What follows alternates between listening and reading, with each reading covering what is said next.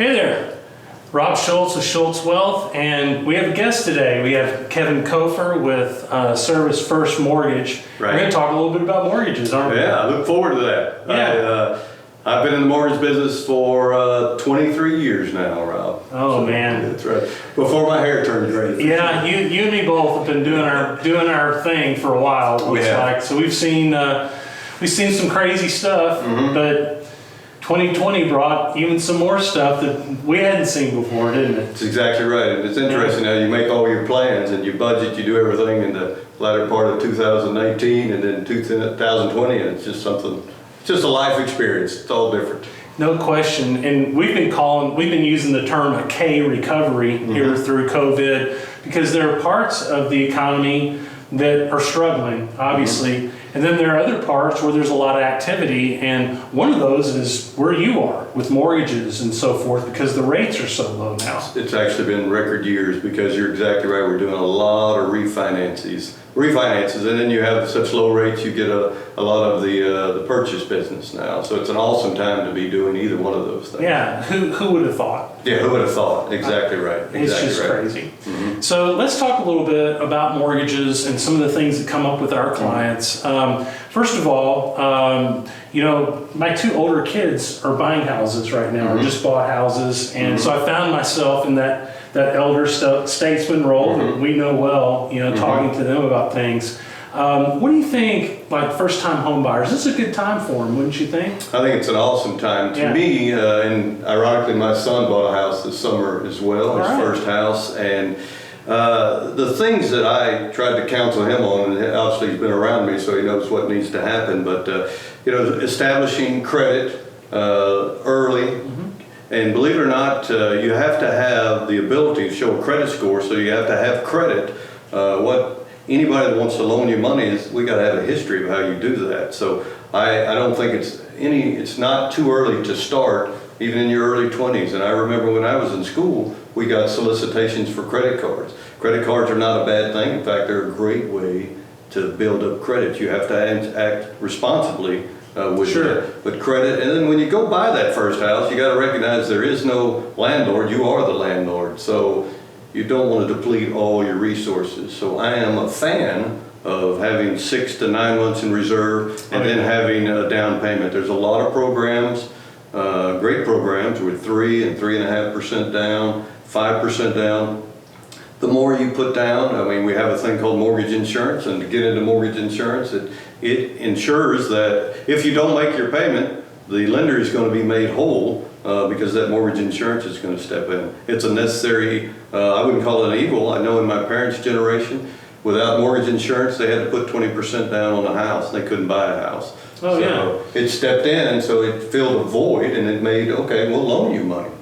Yeah, well, that makes sense. So get your credit in line and save money. And save money, have some money, and then plan for, and I think it's great financial advice for any of us, you plan for the rainy day, i.e. the hot water heater going out or the air conditioner go out. So you got to have a little money in reserve. So. Absolutely, yeah. So that's kind of that first time home buyer, somebody getting into it. The other thing that a lot of our clients are maybe in their second home and are contemplating maybe paying off their mortgage.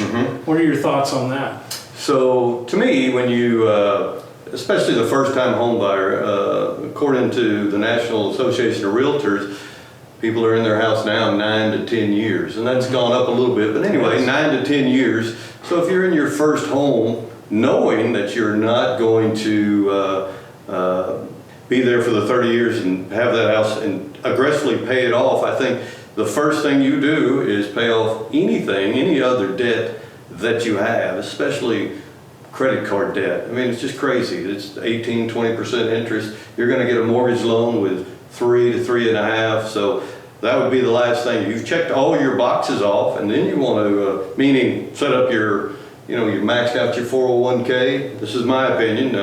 You have reserves, and you paid off all your debt. You want to attack your house?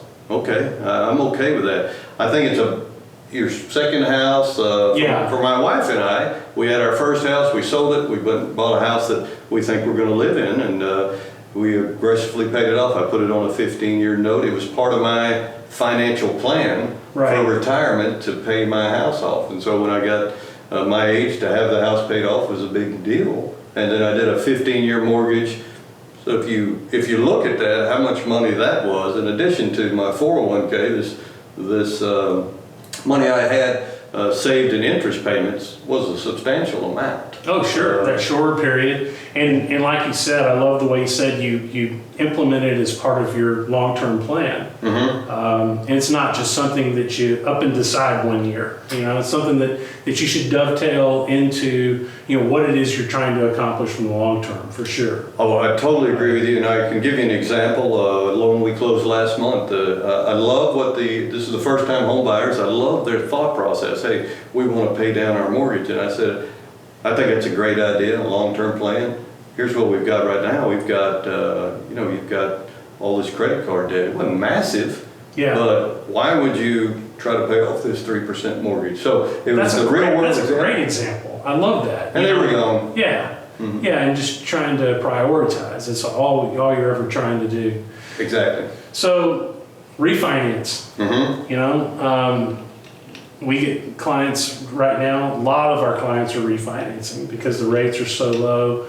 There's some cases where it maybe doesn't make sense to refinance, I would suspect. What are your thoughts on that? So for me, I field calls, and it's a little bit of a pet peeve of mine because it's not just having the lowest rate, it's the most efficient use of your money. So you call me and you've got a 4% rate. My first question, by the way, back up on any refinance is going to be, how long are you going to be in that house? Very good. Because that's the key, because it's going to cost, there's a cost associated with refinancing. So let's use an example of $4,000 to cost you to refinance. And I'm going to save you $100 a month. Then the quick math on that, it takes you 40 months to pay that back. All right, so are you going to be in that house for 40 months?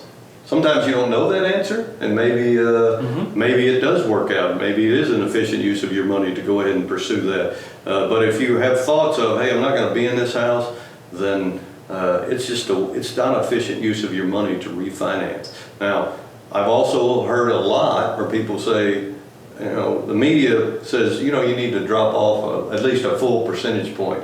Well, again, it's just math. If it's a $400,000 loan and you go down 0.5% and you save $100 a month, and it costs you $4,000. It's just math. From a dollar standpoint. Exactly. Yeah, exactly. Yeah. And if you have a $90,000 loan and you're at 4.5, and I can take you to 3.5, we may not even get there. And we're still going to have the fixed cost to do that. So it's worth a call, a consultation. Hey, does this make sense? Now, Rob, if you're thinking of changing terms, then you've made that decision. Maybe I am going to live in this house. So I go to a 30 to a 25, 20. Like I did, yeah. Well, exactly right. And sometimes, believe it or not, you can do the 20, and your payment, because rates are so low, are very comparable. And then all of a sudden, you just, boom, you've knocked off X amount of years off your mortgage. Yeah, well, that's great, Kevin. Yeah. Yeah, so another thing that's been coming up is our self-employed clients, that own businesses or self-employed. 2020's been different for them with regard to qualifying for mortgages, we've noticed. Yeah, so typically on a self-employed borrower, we look at the last 2 years of filed tax returns. And so we can base on historical data what could possibly what's going to happen going forward. So you can do a profit and loss for, let's say 2020, we do a P&L, and we try to determine, hey, is this still in step with what we've done in the past?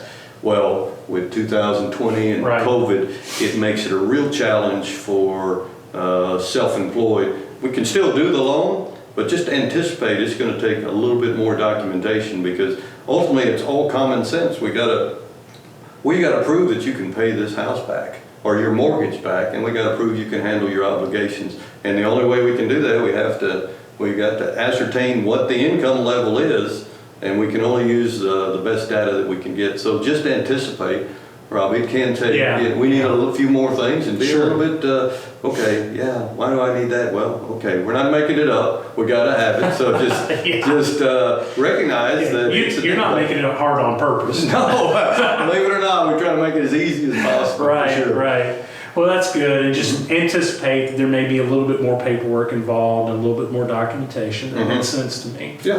Well, that's good. That's really good. Well, Kevin, thanks so much for talking with us today. We're going to put this out to our folks, and it's always great to visit with you and be able to talk about mortgage stuff or golf or all kinds of things. Or, not so much the University of Texas right now. oh, yeah. No, let's not talk about that. But yeah, great having you on today, and really appreciate it. Thank you, Thanks Rob. so much. I appreciate you, sir. All right, you bet. All right. Take care.